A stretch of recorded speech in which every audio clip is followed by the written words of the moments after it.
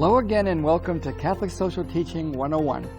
I'm Jim Grant, the host of this fantastic program that I enjoy every month as we create a panel to talk about a particular issue regarding Catholic social teaching.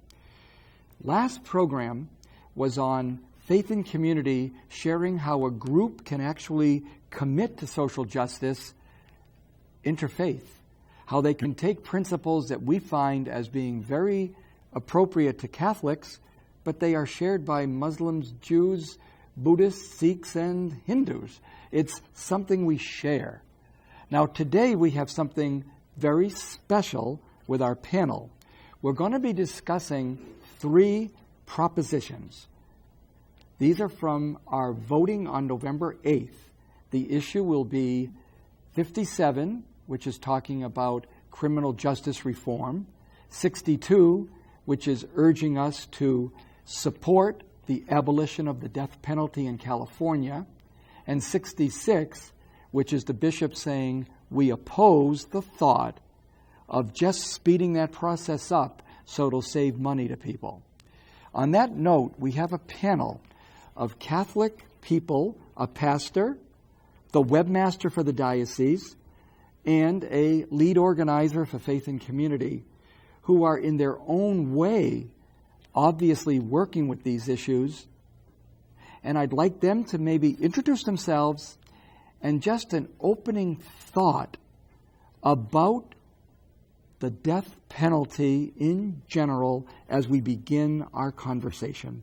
Father Art, could you introduce and address death penalty briefly? I'm Father Art Gramaje. I'm the pastor at St. Anthony Mary Claret Church on Chestnut, just north of Jensen. I'm a Claretian missionary also. It's a life issue. If we Catholics really believe in the respect for all human life, then that has ramifications. And in this area in particular, these are human beings made in the image and likeness of God. And also I'm thinking of Jesus' teaching, love your enemies. So there's more, but in brief, that's what I think. Thanks, Father Art. Claude?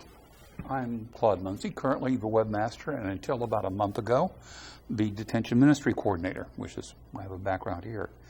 And on the death penalty, a real practical note, it's that the reason why things have changed, that the Catholic Church is now coming out so clearly against it, is quite simple. There's no need for it anymore. We don't need. It says the death penalty doesn't protect us anymore. We have alternate means that don't require us to kill people, and they work fairly well. And for that reason, the bishops say we can't support the death penalty anymore.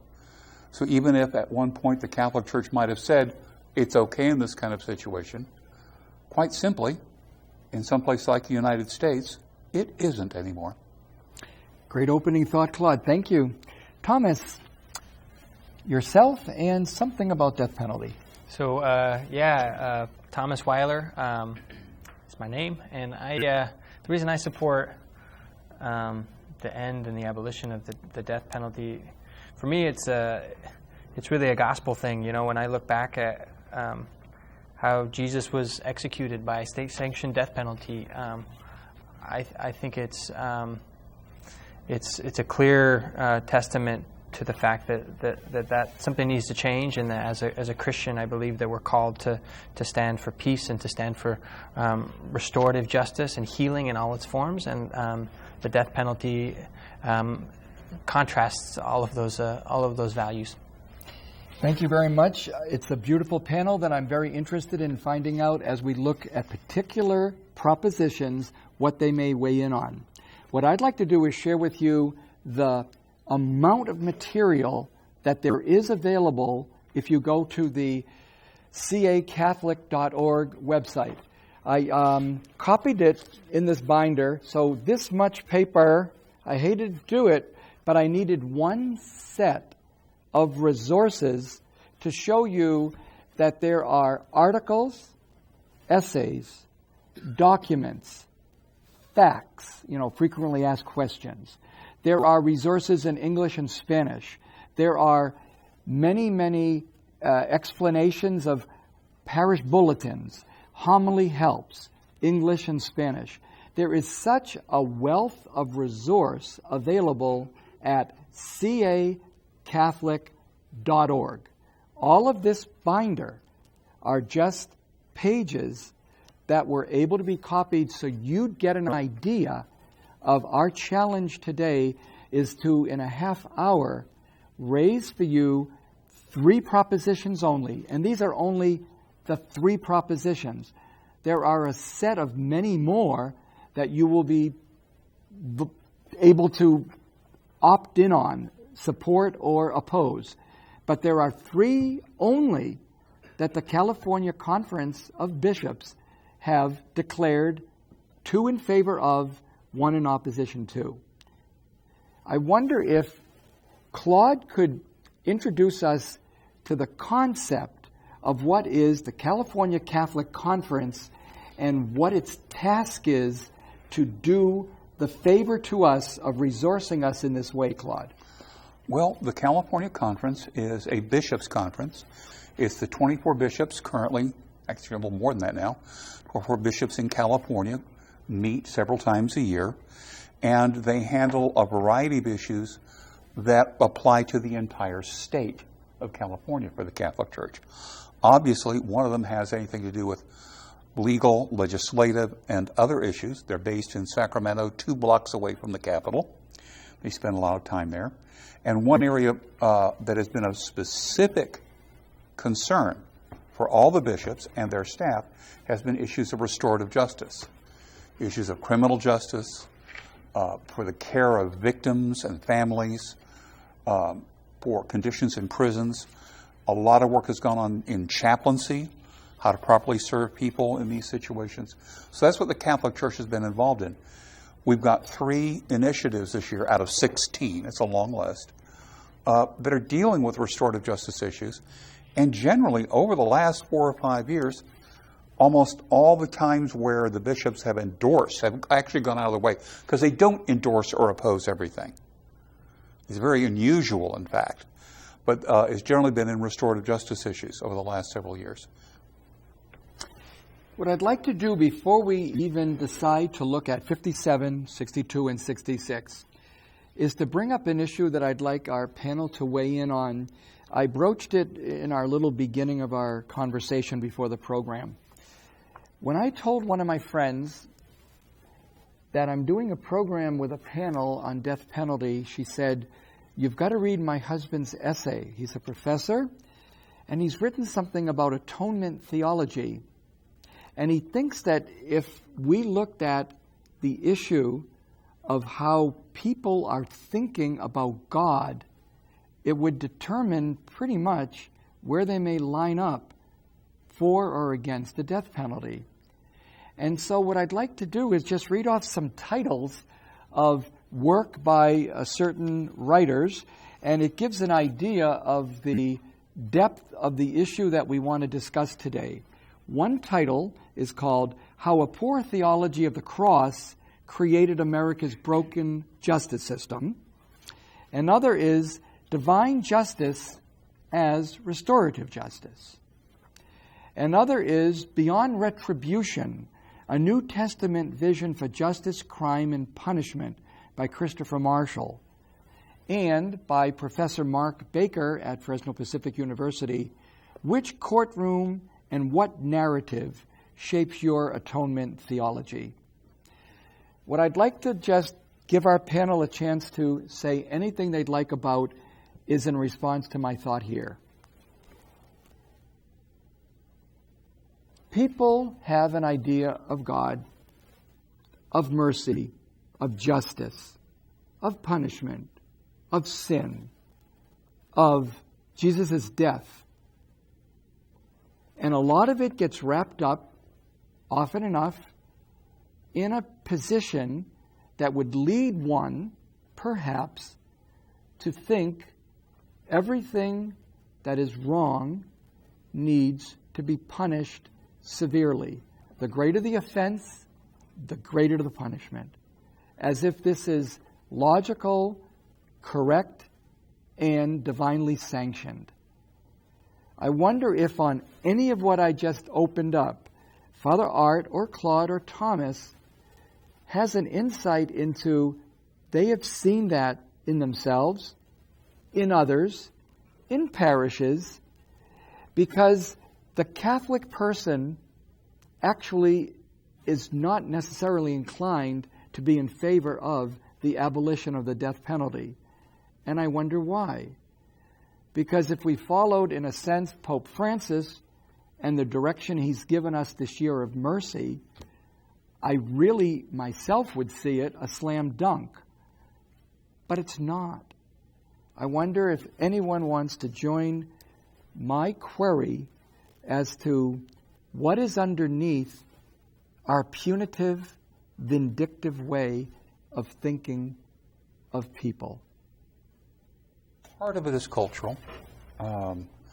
We sort of the cowboy mentality.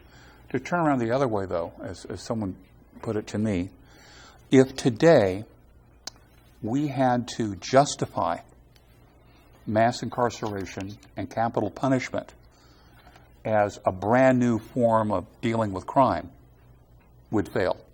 There's no evidence for it. There's never really been much evidence for death penalty. And we've just finished a 30-plus year, detailed, multi-billion-dollar experiment on locking up a lot of people for a long period of time. And we now know it doesn't work. We've proved it about as carefully as anyone ever has. We've got these ideas about what's right, we all want make good. We all want people to some kind of restitution for people when we are harmed or someone else is harmed. We want things to be made good again. And that's great if it's property. That's great if it's something small. That's a good thing. But you get into kinds of crimes and situations where that doesn't work at all. The Catholic bishops more and more are trying to say we need to change our priorities as we're dealing with criminal justice issues. We need to move the needs of victims dead center, because in all of our discussion about how to punish people, we ignore victims generally. We also need to be dealing with the families of the incarcerated, who are the least served people in the situation. And then we need to come up with ways of dealing with, of holding people accountable. Punishment's not wrong, but in the words of Pope Francis, incarceration, locking people up without hope, without a possibility of change and growth, that's not punishment, that's torture. And so we need to find this way to be able to have people to have hope, because without hope, there is no change, there is no growth. Nothing will get better. Believe it or not, they have just told me we have used up, and that would be me, used up half the program.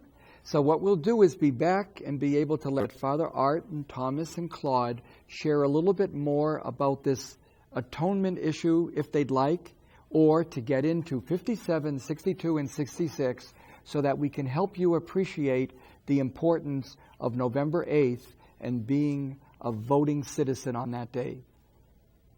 We'll be back in a minute.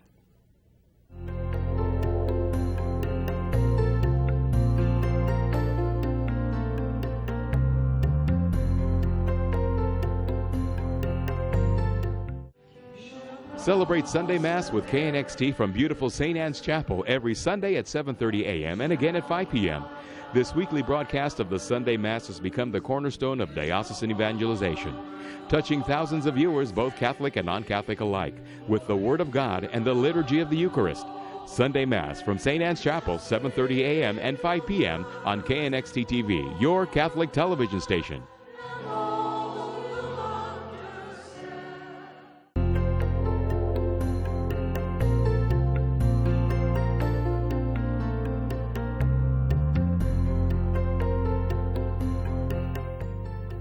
Hello again, and welcome to the second part of what is a very in-depth conversation we're going to have in these next 10 minutes.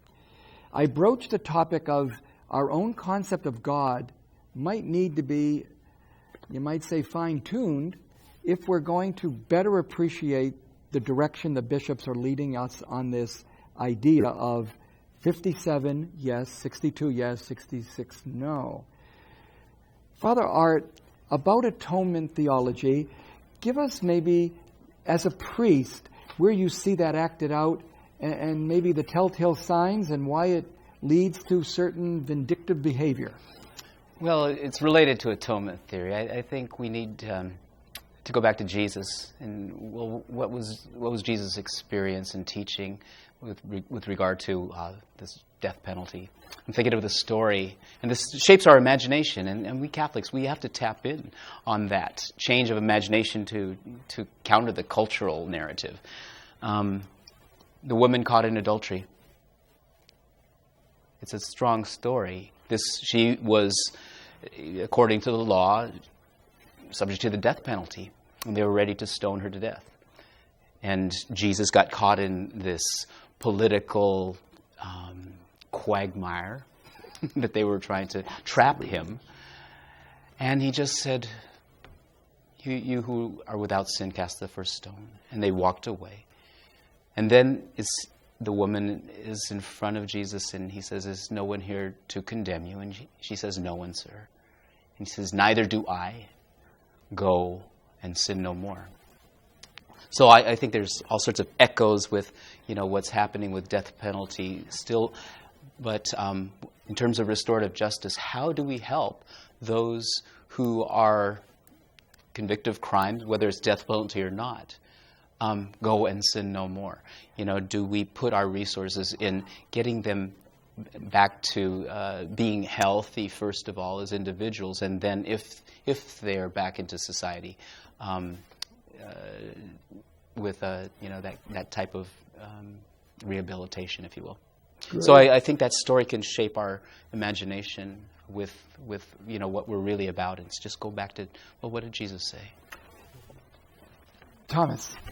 I guess that really resonates with me. And the one thing I'd add is I think we do have kind of, you called it a misplaced or a bad theology, or I think we worship certain idols in our country. We have a culture that has polarized us, that has said this is good and this is bad, and there's no in between. And what I think is so beautiful about our faith is that that it's not always good versus bad. And to respond to atonement theology, it's clear we need a different language, different perspectives, different way of talking and communicating. And I believe restorative justice is a really great example of that. Because the thing that Jesus always did was he created hope in places that there was hopelessness. And what restorative justice does to victims of crime and to those who have committed crimes is create sources of hope and healing. And I think that the Pope has demonstrated that so well about how he lives his life and how he shows up in the world in such a hopeful way. Just to me stands in sharp contrast to the alternative. And I think in this year of mercy, now it's clear more than ever of our need to think about new tools and new ways of being in relationship that are going to help us remember that we are brothers and sisters. I watch a show, and I said it on another show. It's called Prison Break, and it fits in here, believe it or not, very well. The whole idea of seeing the criminal justice system as being terribly needing reform, like immigration needs comprehensive immigration reform, criminal justice needs severely a reform. But there is one main character who has been framed for a execution. He is meant to be executed, and the main storyline, at least for the 2 years I've been seeing, is how he is going to get unframed and be able to gain back his freedom. Because there are many people, and I have interviewed in this studio one of those exonerated persons.